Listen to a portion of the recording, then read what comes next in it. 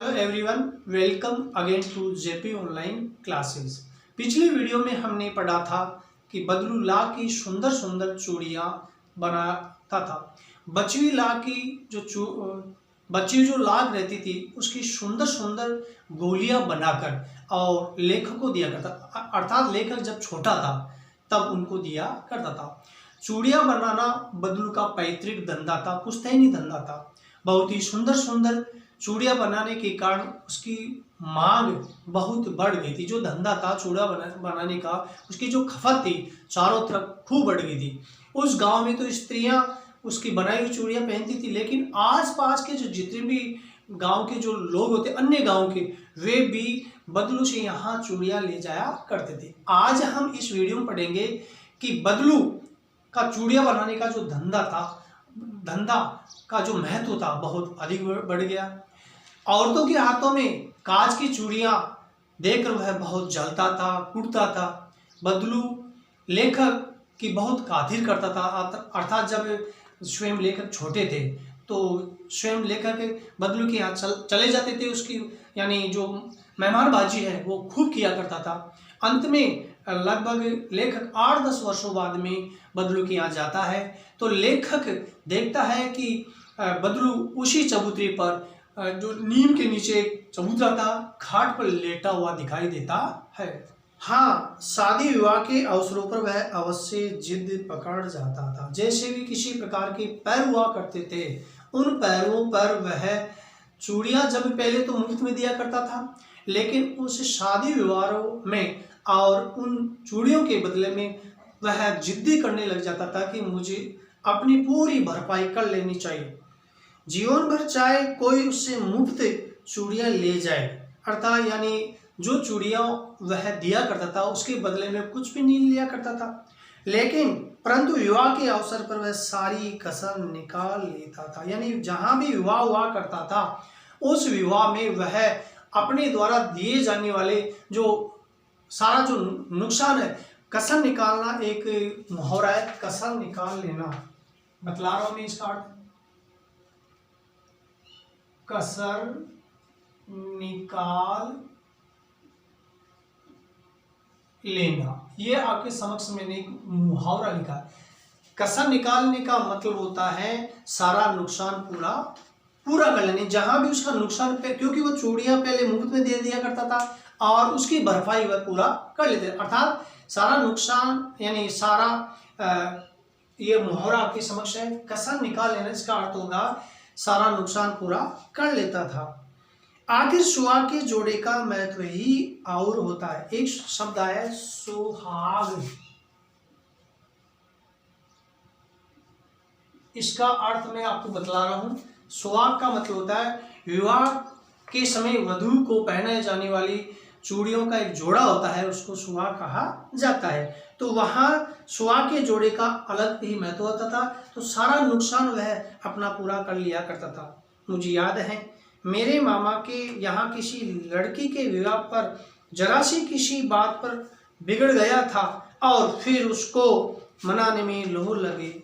अब लेखक ये बताता है कि जब मैं छोटा था तो मेरे मामा अर्थात ननियाल में एक लड़की का विवाह था। उस लड़की के विवाह में वह बिगड़ गया, अर्थात बहुत ही गुस्सा करने लग गया। और क्योंकि उसने कहा कि मैं अब जी भर के मैं आपसे लेना चाहता हूँ, तो वह फिर लोग उसको मनाने लगे। मनाना उसके लिए और उन लोगों के लिए बड़ा कठिन हो गया। लोहे लग गई, लोहा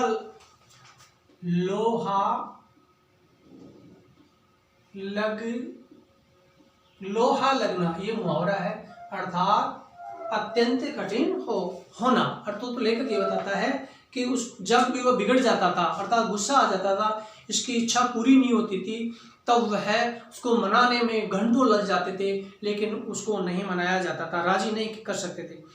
विवाह में इसी जोड़े का मूल्य इतना बढ़ जाता था कि उसके लिए उसके घर वालों के सारे वस्त्र मिलते, ढेरों अनाज मिलता, उसको अपने लिए पगड़ी मिलती और रुपये जो मिलते सो अलग थे। अर्थात लेखक ये बताता कि विवाह के समय उसके जोड़े का जो महत्व है, चूड़ियों के जोड़े का जो महत्व है, इतना बढ़ जाता था कि वह प्रचुर मात्रा से उनसे पैसे इत्यादि, कपड़े, अनाज इत्यादि भरपूर मात्रा से विवाह पक्ष वालों से वो ले लेता था। अपनी कसर जो है, वो जो नुकसान होता था वो पूरा कर लिया करता था। यदि संसार में बदलू को किसी बात से चिढ़ थी तो वह थी कांच की चूड़ियां से। यदि किसी भी स्त्री के हाथों में उसे कांच की चूड़ियां दिख जाती तो वह अंदर ही अंदर उड़ता और कभी कभी तो 2-4 बातें भी सुना देता। अर्थात कहने का मतलब है कि कांच की चूड़ियां उसके व्यवसाय की शत्रु थी। यानी जब वह लाख की चूड़ियों का काम करता था और जब किसी औरत के हाथों में कांच की चूड़ियां देख लेता था तो वह स्वयं उन कांच की चूड़ियों को अपने व्यवसाय का शत्रु मानता था और अपनी उसके द्वारा बनाई गई जो चूड़ियां थी उसकी बिक्री घट जाती थी और वह अंदर ही अंदर जल जाता था। और ऐसा वह कई बार कड़वी बातें भी लोगों को कह देता था। मुझसे तो वह घंटों बातें किया करता था। लेखक ये बताता है कि मेरे प्रति उसमें अपनत्व की भावना और प्रेम की भावना बहुत बढ़ चुकी थी। इसके कारण से कई घंटे मेरे से वह बातें किया करता था। कभी मेरी पढ़ाई के बारे में पूछता, कभी मेरे घर के बारे में और कभी यूं ही शहर के जीवन के बारे में। वह मेरे से मेरे परिवार के बारे में, मेरी पढ़ाई के बारे में और जो शहर का जो जीवन शैली होती है, शहर में कैसे जीवन यापन किया करते हैं, ऐसे प्रश्न मेरे से पूछता था। मैं उसे कहता कि शहर में सब कांच की चूड़ियां पहनते हैं तो वह उत्तर देता, शहर की बात और है लल्ला। जब मैं कहता, लेखक कहता है मैं जब छोटा था तो उनसे कहता था कि शहर के रहने वाले लोग जो हैं, वे औरतें जो हैं वे कांच की चूड़ियां पहनते। तो वह कहता कि देखो शहर में रहने वाले जो लोग होते हैं उनकी जीवन शैली अलग होती है, उनकी को अलग ही बात है और शहर की बात और है लल्ला। अर्थात मुझे प्यार या दुलार से लल्ला शब्द संबोधन करके कहता था कि हे लल्ला, उनकी जीवन शैली ही अलग है, उनकी अलग ही अनोखी बात होती है। वहां तो सभी कुछ होता है, अर्थात हर प्रकार से कुछ भी वो कर सकते हैं, वो अपनी जीवन शैली। वहां तो औरतें अपने मर्द का हाथ पकड़कर सड़कों पर घूमती भी हैं और फिर उनकी कलाइयां नाजुक होती। क्या कहता है कि वहां की औरतें जो है अपने पतियों के हाथ को पकड़कर शहर में घूमती, अर्थात मजाक करते हुए कहता है। लेखक को बताता है कि शहर में रहने वाले लोग हैं या जीवन व्यापन करने वाले लोग जब घूमने निकलते हैं तो मर्द जो होते हैं, पुरुष जो है, वो औरतों के हाथों को पकड़कर खुले आम सड़कों पर घूमते हुए दिखा देते। इस प्रकार के मजाक करता है और फिर उनकी कलाइयां नाजुक होती है। फिर बताता है कि जो उनकी जो औरतों की जो हाथों की जो कलाई होती है वह मुलायम भी होती है। ला की चूड़ियां पहने तो मोचने आ जाए। और कहता है कि व्यंग्य करता हुआ कहता है, बताता है कि जब वे ला की चूड़ियां पहनने लग जाए तो उनके हाथों में मोच आ सकती है। अर्थात मोच आने का मतलब जहां जोड़ होता है वहां नस एक स्थान से दूसरे स्थान पर हो जाती है, उसको मोच कहा जाता है। इस प्रकार से वह बैठा बैठा बदलू से मजाक किया करता था। कभी कभी बदलू मेरी अच्छी खासी खातिर भी करता। लेकिन यह बताता है कि मैं जब छोटा था तो बदलू चाचा मेरी बहुत ही मेहमानबाजी किया करते थे, मेरा सम्मान किया करते थे। खातिर शब्द आया, इसका अर्थ होता है सम्मान। जिन दिनों उसकी गाय की दूध होता वह सदा मेरे लिए मलाई बचा कर रखता और आम की फसल में तो मैं रोज ही उसके यहाँ से 2-4 आम खा आता। लेखक ये बताता है कि मैं जब छोटा था बदलू चाचा के यहाँ उनसे मिलने चला जाता था तो उसके यहाँ गाय थी और गाय की दूध से जो बनी हुई जो क्रीम होती है या चिकनाई होती है वह मुझे दे दिया करता था। मलाई एक शब्द आया है, अर्थात दूध की क्रीम या चिकनाई मुझे खिलाया करता था। और जब आम की फसल हुआ करती थी तो मेरे को 2 या 3 या 4 आम मुझे हमेशा खिलाया करता था।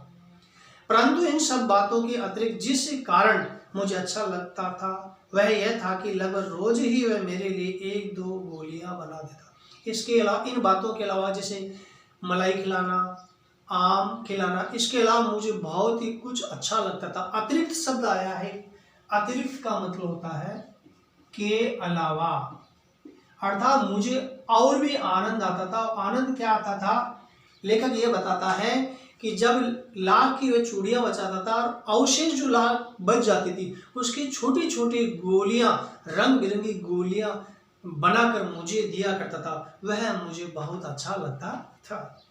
मैं बहुधा हर गर्मी की छुट्टी में अपने मामा के यहाँ चला जाता और 1-8 महीने वहां रहकर स्कूल खुलने के समय तक वापस आ जाता। लेखक ये बताता है, बहुधा शब्द है, बहुधा का मतलब अक्सर, प्रायः है। बहुधा, बहुधा शब्द आया है, इसका अर्थ होता है अक्सर या प्रायः। लेखक ये बताता है जब मैं छोटा था तो बदलू चाचा, अर्थात मैं ननिहाल चला जाता था, तो ननिहाल जाते ही और मैं, छुट्टियां होती थी, छुट्टियां होते ही जैसे गर्मी की छुट्टी हो जाती थी, स्कूल जब तक नहीं खुलते थे तो मैं ननिहाल चला जाता था और मैं बदलू चाचा के यहाँ खूब खेला करता था।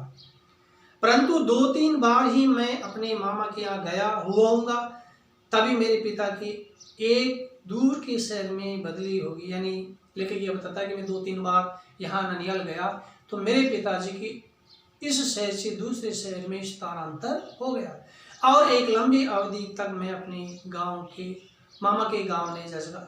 अवधि शब्द आया है समय सीमा, अवधि का मतलब होता है समय सीमा, यानी जैसे मेरे पिताजी का स्थानांतर हुआ उसके बाद में लंबी अवधि तक मैं यहाँ नहीं आ पाया।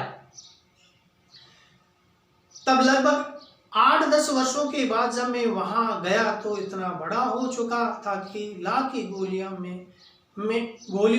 में मेरी रुचि नहीं रही। जब मैं 8-10 वर्ष का हो गया, गांव में गया, तो मुझे बदलू चाचा के द्वारा बनाई हुई जो गोलियां होती थी, उनकी जो इच्छा थी गोलियां मेरी खेलने की, वह मेरी नहीं रही। अतः गांव में होते हुए भी कई दिनों तक मुझे बदलू का ध्यान नहीं, और धीरे धीरे मैं भूल गया, क्योंकि हम भी बचपन की बातें कभी कभी भूल जाते हैं, तो लेखक भी भूल गया।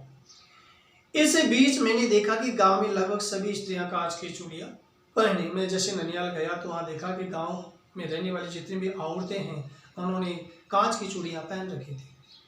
रिले ही हाथों में मैंने लाखी चूड़ियां देखी। लेखक यह बताता है कि बहुत ही कम औरतों के हाथों में मैंने लाखी चूड़ियां देखी। विरले, बहुत कम। तब एक दिन सहसा मुझे बदलू का ध्यान हो आया। अचानक ही, सहसा शब्द आया, उसका अर्थ होता है अचानक ही मुझे बदलू चाचा, बदलू मामा का ध्यान आया। बात यह हुई कि बरसात में मेरे मामा की छोटी लड़की आंगन में फिसल कर गिर पड़ी और उसके हाथ की कांच की चूड़ियां टूटकर उसकी कलाई में घुस गई और उससे खून बहने लगा। यानी बदलू चाचा का मुझे ध्यान नहीं आया, और जब मैं यहाँ ननिहाल आया तो मामा जी की जो छोटी लड़की थी वह आंगन में खेल रही थी। आंगन में खेलते ही फिसल गई, उसके कारण से उसकी जो हाथ में पहनी हुई जो चूड़ियाँ थी वो कलाई में घुस गई थी और खूब सारा खून बहने लगा। मेरे मामा उस समय घर पर नहीं थे। बताया जाता है कि ननिहाल मामा जी यहाँ नहीं थे, मुझे ही उसकी मरहम पट्टी करनी पड़ी। आप जैसे चूड़ियों टूटने के कारण से हाथ में, क्योंकि कलाई जो है वो नाजुक होती है, मुलायम होती है, तो उसके हाथों से खून निकलने लगा। मामा जी यहाँ थे नहीं, तो मैंने ही उसका जो प्राथमिक उपचार है, पट्टी वगैरह मरहम पट्टी करना, प्राथमिक उपचार मैंने किया। तभी सहसा मुझे बदलू का ध्यान हो आया और मैंने सोचा कि उससे मिल आऊं। तभी मैंने, क्योंकि मैंने विचार किया कि औरतों के हाथों में जब कांच की चूड़ियाँ बदलू चाचा देखते थे वो कूदते थे, जलते थे, तो मैंने अचानक नाजुक हाथों में जो चूड़ियाँ पहनने होने के कारण से वो कहा करते थे कि मोच आ जाती, तो अचानक मेरे मन में ध्यान आया कि यहाँ बदलू चाचा भी है, हो सकता है मैं उनसे मिल लूँ। अतः शाम को मैं घूमते घूमते उसके घर चला गया। धीरे धीरे मैं वहाँ से अपने मामा के घर से यहाँ से निकला और बदलू चाचा के घर पर चला गया। बदलू वहीं चबूतरे पर नीम के नीचे एक खाट पर लेटा। जैसे मैं प्रारंभ में छोटी अवस्था में मैंने देखा था कि उनके घर के सामने आंगन है, चबूतरा है, उसके सामने एक नीम है, नीम के नीचे वो बैठकर एक खाट, बड़ी खाट पर वो बैठा करते थे। वहीं मुझे बदलू चाचा से मैं मिला, सह सम्मान उनसे मिला और उनसे बहुत सारी मैंने बातें की।